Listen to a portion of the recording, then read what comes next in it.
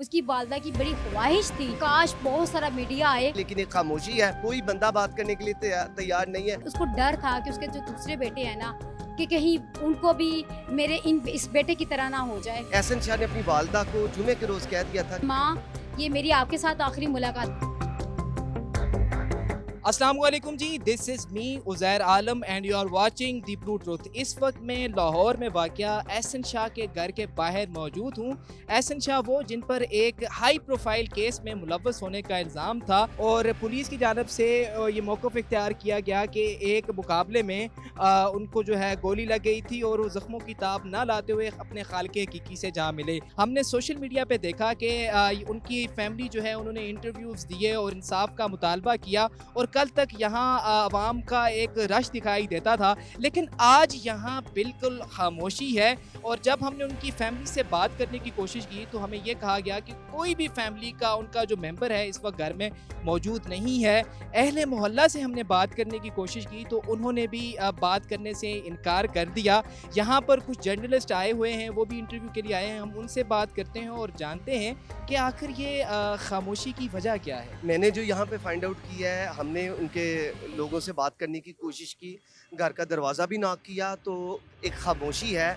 और हालांकि aggrieved party हैं तो जो ऐसी पार्टी जब होती हैं उनके बेशुमार वो बातें हैं जो वो मीडिया से करना चाहते हैं। जैसा कि एहसन शाह ने अपनी वालदा को जुमे के रोज़ कह दिया था कि आप जाकर प्रेस कॉन्फ्रेंस करें और जो हुकाम को और वकला को आगाह करें इस बारे में कि मुझे इनकाउंटर कर दिया जाएगा, मुझे मार दिया जाएगा, मुझे बचा लें।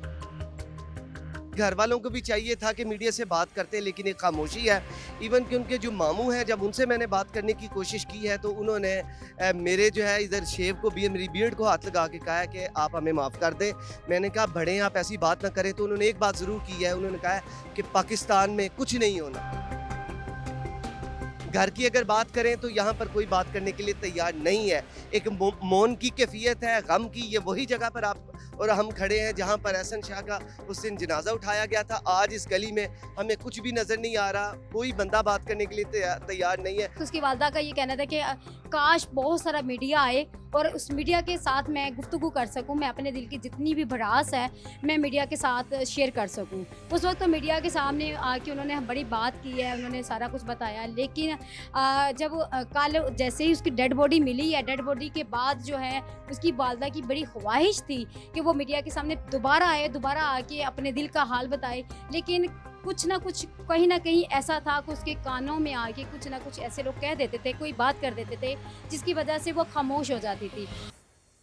मुझे जो लगता है वो ये है कि ज़ाहिरी बात है, एक बेटा जो है वो तो दुनिया से रुखसत हो गया।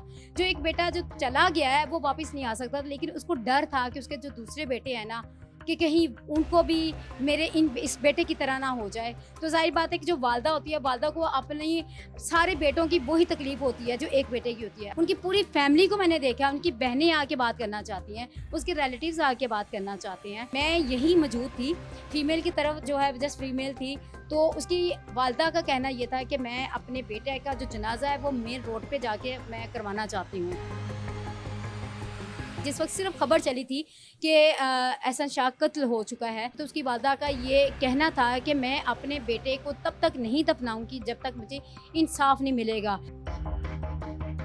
उसी दिन उसकी वालदा का कहना है कि मैं अपने बेटे से जब मिली हूँ तो मेरे बेटे ने मुझे ये कह दिया है कि माँ, ये मेरी आपके साथ आखिरी मुलाकात। अगर मुझे पुलिस यहाँ से लेके गई ना, फिर आप समझ लें कि मुझे कत्ल कर दिया जाएगा।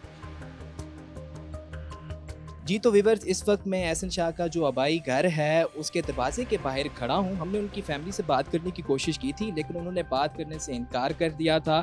और जो जर्नलिस्ट यहाँ पे इंटरव्यू करने के लिए आए थे उनका मौक़िफ़ आपने भी सुना कि जो बात नहीं कर रहे, जो उनकी फैमिली ने खामोशी इख्तियार कर रखी है, तो उसकी वजह ये भी हो सकती है इन्हें कि कहीं से कहा गया होगा कि आपने अब कोई मौक़िफ़ मीडिया पे आके नहीं देना। जो ही इस पर कोई नई अपडेट हमें मिलती है तो हम आपके साथ ज़रूर शेयर करेंगे। तब तक के लिए अल्लाह हाफ़िज़।